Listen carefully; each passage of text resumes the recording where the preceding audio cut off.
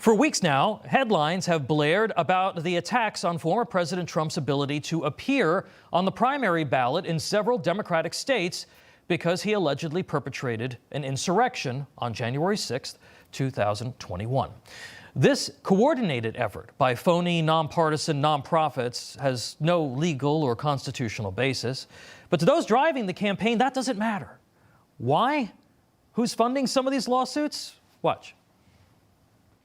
Our biggest donors are, for example, the Open Society Institute is a very big donor. And whose organization is that? Well, it's a foundation, but it's well known to be George Soros is the one who funds it.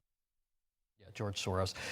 Freshly sunburned President Joe Biden then kicks off his re-election campaign with fresh rhetorical assaults on Mr. Trump, comparing him, of course, to Adolf Hitler and framing him as a threat to our democracy. Watch.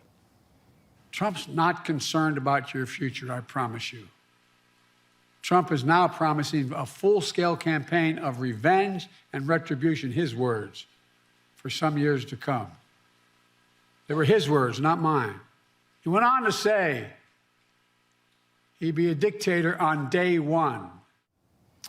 Now, what most commentators are missing in all the sound and fury around these two strategies by the Democrat socialists is that they're not really about Trump as much as you might think.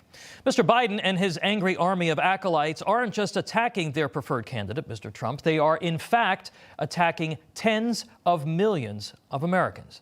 They are training their infrastructure and dollars on diminishing every American's faith in the entire political system. We know socialists are doing this in our schools and universities, and we know that the left-wing corporate media is complicit in this as well.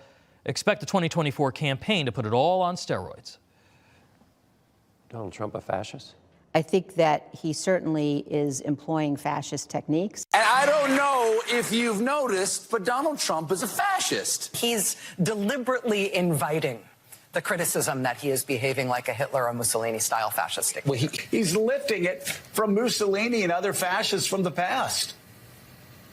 Yeah, and from the Third Reich. And as we mentioned on this show last time Trump said this, it very clearly echoes the words of Hitler. Never before has a president actively and intentionally sought to demonize all of the supporters of his political opposition like this. It would have been thought to be political suicide and morally unconscionable not long ago to attempt to tar your opponent's supporters as racists and xenophobes and white supremacists and opposing democracy, as Biden said yesterday. Yet that is exactly what the Biden camp intends to do. They know the legal efforts to keep Trump off the ballot are likely to fail, but they don't care. For the left, it's about the long game. It's about making cultural changes in the way people think about politics, governance, and America generally. The lawsuits allow their parrots in the press corps the opportunity to remind everybody about January 6th. They also, if they lose in the courts and Mr. Trump is reelected, they will have fodder right out of the gate to drive their preferred narrative that he is an illegitimate president. It worked before. Expect them to try it again. If they win in a couple of places like Colorado and then get overturned, the strategy allows them to then attack the Supreme Court, which is a new favorite pastime for the left. If Mr. Trump loses the election, in part due to the legal onslaught that he's been facing, millions of Americans will again believe that the system was rigged against their candidate. Confident that they can drive out their base, the left wants as many Americans in the political middle or right of center to be so disenchanted with Mr. Trump or the electoral process that they actually stay home in November. In a close race in a swing state, that level of exhaustion and skepticism already evident in the polls can make a very big difference.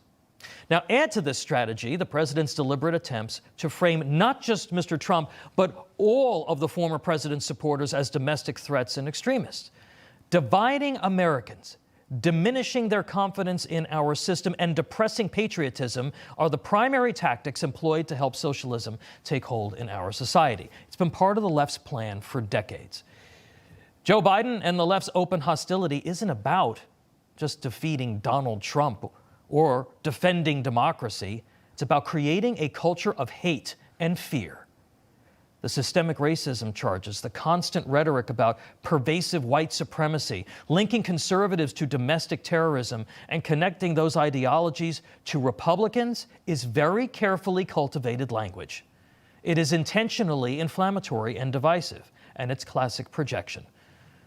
Just as the phony charges of insurrection are a lie, so too is Joe Biden's constant refrain about protecting democracy. Modern socialists, they love true democracy because it's majority rule. Our founders wisely gave us a republic for that very reason. Democrats want the 51% controlled by a small elite to make all of the rules for the other 49%, likely the people watching this show. They want a top-down system that disenfranchises voters, infringes on basic freedoms, and censors public discourse. This is what they do.